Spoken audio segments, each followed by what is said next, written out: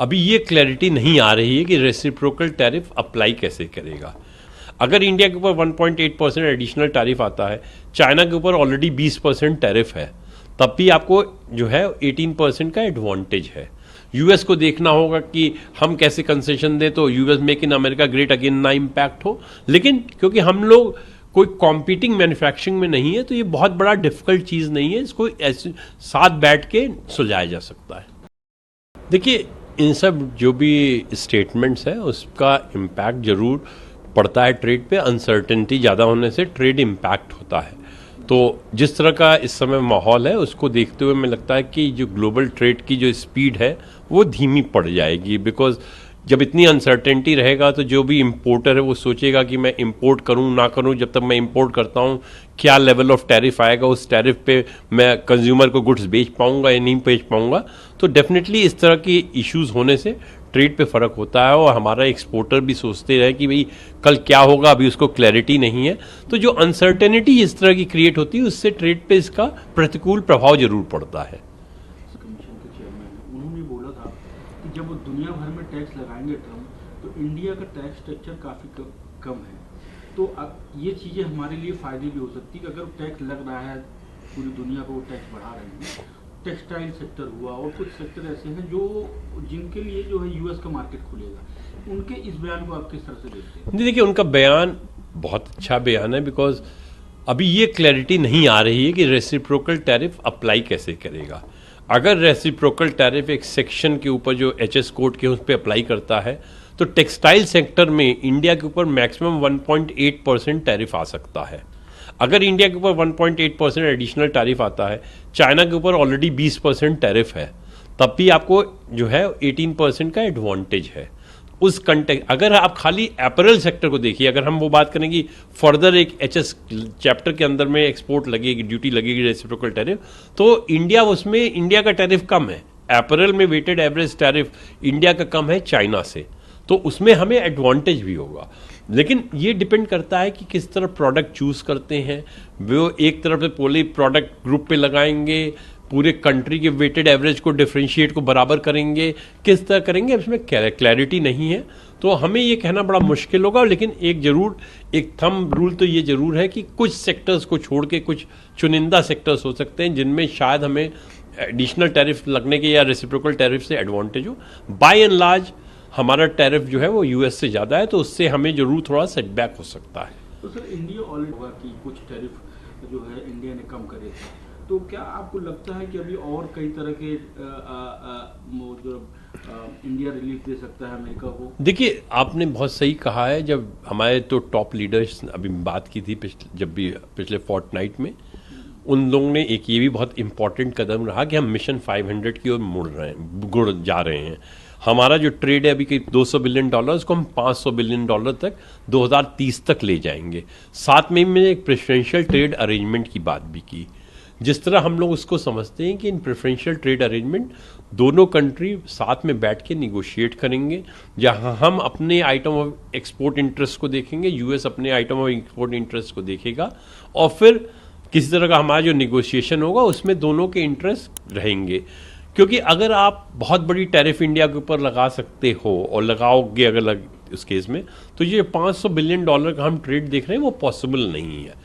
हमारे यहाँ बहुत प्रोएक्टिव मेजर्स लिए गए हैं। हमने बहुत पॉजिटिव वे में बहुत से अपने टैरिफ को, जैसे आपने बताया, पहले ही रिड्यूस कर दिया है। विस्की, बुरबॉन विस्की पे भी हमने टैरिफ रिड्यूस किया है। हम बहुत क्लियर इंडिकेशन देना चाहते हैं कि हम इस समय यूएस के साथ निगोशिएशन करना चाहते हैं। हमें पॉजिटिव वे में निगोशिएशन करना चाहते हैं जहां हमारे एक्सपोर्ट इंटरेस्ट इंटैक्ट रहे, और यूएस को जो मार्केट एक्सेस देना है उसको हम जरूर कंसिडर करेंगे। जहां तक इंडस्ट्रियल गुड्स का सवाल है, हमें लगता है उसमें कोई ज़्यादा प्रॉब्लम नहीं आनी चाहिए। बिकॉज यूएस की जो मैन्युफैक्चरिंग है वो इंडियन मैन्युफैक्चरिंग को बहुत थ्रेटन नहीं करती। वो शायद ज़्यादा थ्रेटन करेगी जो हमारी import Japan, south Korea, ASEAN से आ रहे हैं। उसमें वो अगर डाइवर्जन होता है, वो यूएस को जाते हैं, तो हमें उससे ज़्यादा फर्क नहीं पड़ना चाहिए।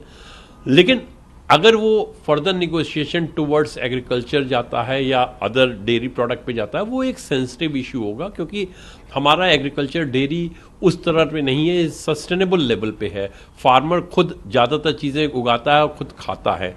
ठीक है, यूएस की तरह नहीं है कि उसको कमर्शियल बेसिस पे करेंगे। तो जो स्केल का डिफरेंस होता है वो इन सेक्टर्स में ज़्यादा सेंसिटिव बना देगा, लेकिन हमें मालूम है हमारे जो नेगोशिएटर्स हैं वो जरूर नेगोशिएट कर पाएंगे और यूएस की कुछ जो जेन्युइन डिमांड है उसको हम जरूर एकोमोडेट करेंगे और हमारे एक्सपोर्ट इंटरेस्ट को यूएस भी ध्यान में रखेगा। सर, ट्रैक्टर की बात करी कि इंडिया में वहाँ 100% से ज़्यादा का टैक्स है। एक तरह से ये मैसेज कुछ लोग जो निकाल रहे हैं कि टेस्ला को इंडिया में लाना है क्योंकि एलन मस्क उनके बहुत बड़े सहयोगी हैं। तो आप क्या मानते हैं कि ये उसी तरह का कुछ ये टैक्टिस है? देखिए, जरूर जहाँ तक उन्होंने ऑटोमोबाइल सेक्टर की बात की है, ऑटोमोबाइल सेक्टर में टैरिफ हमारे जनरल टैरिफ से ज़्यादा है, बट क्योंकि उसमें ह्यूज इन्वेस्टमेंट होता है और बहुत ज़्यादा जॉब क्रिएट करते हैं तो एक डिफरेंट काइंड ऑफ प्रोटेक्शन उनको देना भी पड़ता है, तो उस के कारण शायद टैरिफ हाई हुआ। लेकिन हमने जिस तरह का हम यूके के साथ फ्री ट्रेड एग्रीमेंट करना चाहते हैं या ईयू के साथ करना चाहते हैं तो उन कंट्रीज़ के साथ हम लोअर टैरिफ की भी बात कर रहे हैं, तो यूएस के साथ भी वो पॉसिबिलिटी है। अगर हम यूएस के साथ कुछ इस तरह का वर्कआउट कर सकते हैं, इंडिया में हम देख सकते हैं कि उसमें कंसेशन दिया जा सकता है, तो ये ओपन है। हमारा ऐसा नहीं है जब हम निगोशिएशन करने जा रहे हैं तो हम किसी एक टिपिकल माइंडसेट से जा रहे हैं, हम लोग ओपन माइंडसेट से जा रहे हैं। वो हमारे जो पहले के एक्शन लिए गए उसमें दिखा रहे हैं कि हम बहुत पॉजिटिव सिग्नल दे रहे हैं, तो हमें लगता है जो निगोशिएशन काफ़ी अच्छे होंगे और जो बहुत से अभी भ्रांतियाँ लोगों के दिमाग में आ रही हैं वो आने वाले समय में वो सही हो जाएंगी। सर, प्राइम मिनिस्टर अभी कॉमर्स मिनिस्टर भी यूएस में है, तो क्या इसको क्या देखा जाए कि क्या इंडिया और यूएस का ट्रेड पार्टनरशिप तो आगे की ओर? देखिए, इंडिया और यूएस स्ट्रेटजिक ट्रेड पार्टनर्स हैं, स्ट्रेटजिक पार्टनर्स हैं।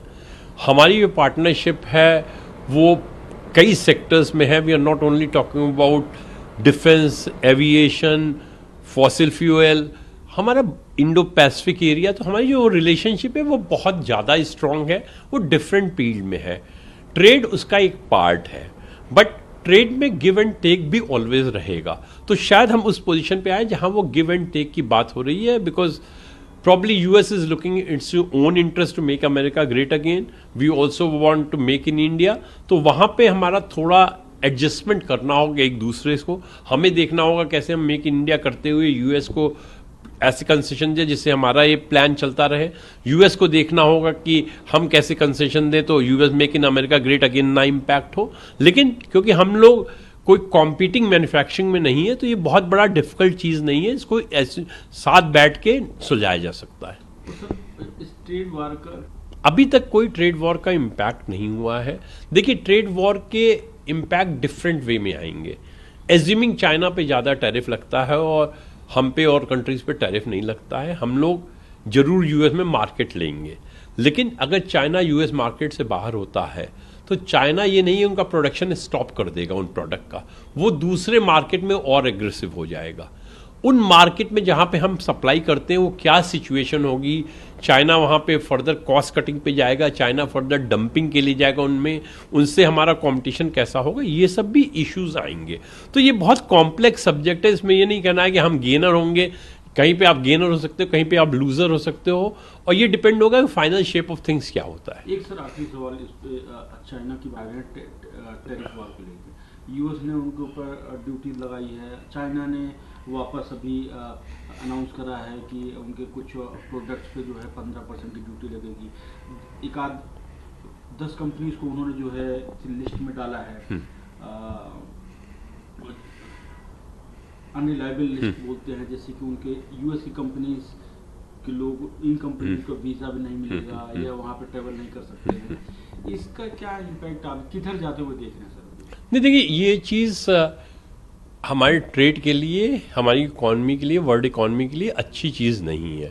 ये एक तरह से नेगेटिव डेवलपमेंट है जो शुड हैव बीन अवॉइडेड।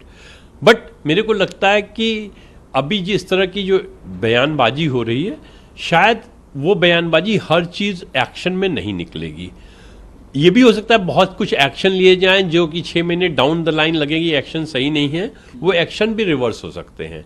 और हमने ये भी देखा है कि जिस तरह से वहाँ पे पिछले सेटअप में देखा है, जिस तरह से अपॉइंटमेंट हुआ है उस तरह से लोग सैक भी हुए हैं। तो ऐसा नहीं है कि कोई भी डिसीजन जो कास्टेड इन आयरन है उस डिसीजन का क्या इम्पैक्ट आता है, वो डिसीजन चेंज भी हो सकता है। होपफुली हम सब लोग उम्मीद कर रहे हैं कि शायद हम लोग निगोशिएट कर सकेंगे और इंडिया के लिए एक बहुत अच्छी डील आएगी इसमें. Speech of President Trump, how do you see this is going to impact globally and especially India? This is not something which Mr. Trump has said recently. In the past also, he has said that India is a tariff king. So these kind of statements are not new. I personally feel that these kinds of statements are a kind of negotiating posture.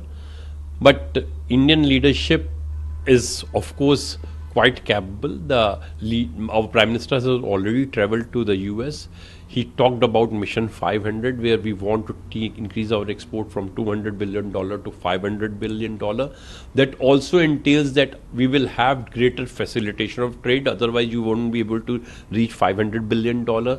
We also looked into having a preferential tariff arrangement also.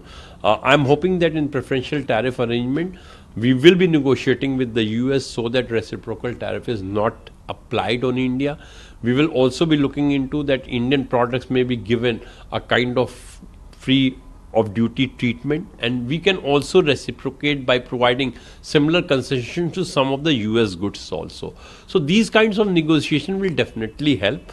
The current situation where the tariff and counter tariff are being applied, I think the situation is evolving gradually. We have to wait for some times to see in which economies we get the advantage, in which economies we may have a setback, and accordingly we can take a call. So there is also feeling that by Elon Musk. What do you think is? No, I won't be able to answer for a particular company. Of course, he has raised the tariff of high duty on Harley Davidson. That pointed towards the automobile sectors also. But in the automobile sectors, we are negotiating free trade agreement with UK and EU also. We have done with Japan also. And in those free trade agreement, we have looked into tweaking with the import duties. So with the US also, when I'm looking into preferential trade arrangement, which may translate into tariff concession, we can definitely look into providing similar kind of reduction in duty to the US-based automobile manufacturer also. So, sir, what do you think, which sectors there is tariff war between India and US? It's very difficult to say which sector will be impacted, because I'm not sure whether the tariff will be applied across the board, tariff will be applied at a section head, tariff will be applied at a chapter head, because implication of everything is little different.